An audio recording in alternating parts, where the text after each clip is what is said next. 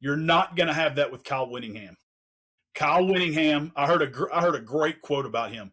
All he does is eat steak and coach football. That's the kind of guy that Michigan needs right now. He's going to have to clean out that entire football athletic facility, and he is going to have to start over. That is his only job right now.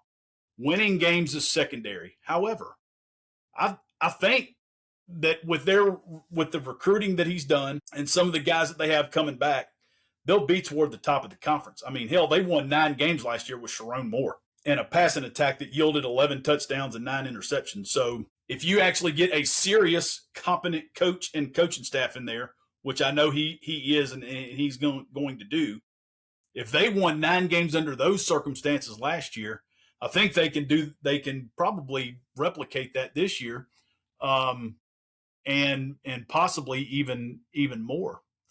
If you look at their schedule, so they have Western Michigan, and then they play Oklahoma at home, which that's going to be a really good one. You know, Oklahoma is going to be very good. John Mateer's hand, hopefully for the Sooners, will be healed. You know they're going to be solid on defense. But I still give that 50-50 because I like the fact that Venables will be in his, 4th year, Chad? And hasn't had all the turmoil that's gone on at Michigan, and now they're also changing over coaches.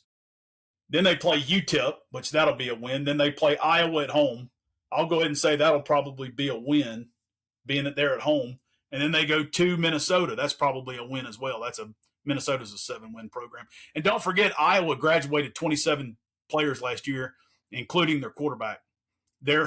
Chad, I don't know if you're familiar with their quarterback situation, but it's either going to be Jeremy Helinski, who's going to be, I think, a true sophomore, or see if this name rings a bell, Hank Brown. So TJ Finley's not at this school. TJ Finley, we haven't had a TJ Finley sighting yet, but there is still time. But if any of y'all remember, Hank Brown was I think he started one game at Auburn, threw a couple picks, got benched, and then transferred. So I don't know exactly how good Iowa's going to be this year. But then you go to Minnesota, their perennial 7-win program.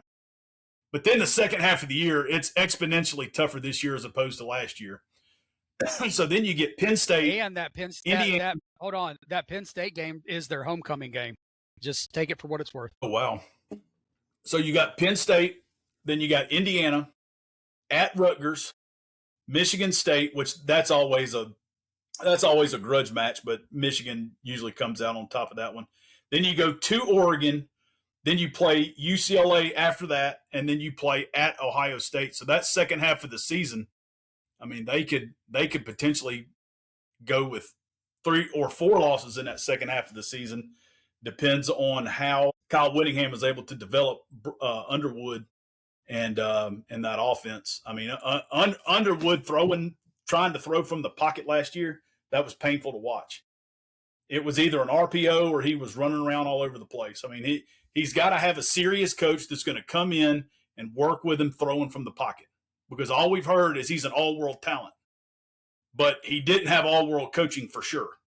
So I'm going to give I've been very negative toward Michigan last year and to Bryce Underwood, but I'm going to give him the benefit of the doubt, given that all the stuff that came out after the fact, after the season, all that stuff started coming out, and we started learning what all was going on. It was like, oh yeah, well, Sharon Moore was a little busy.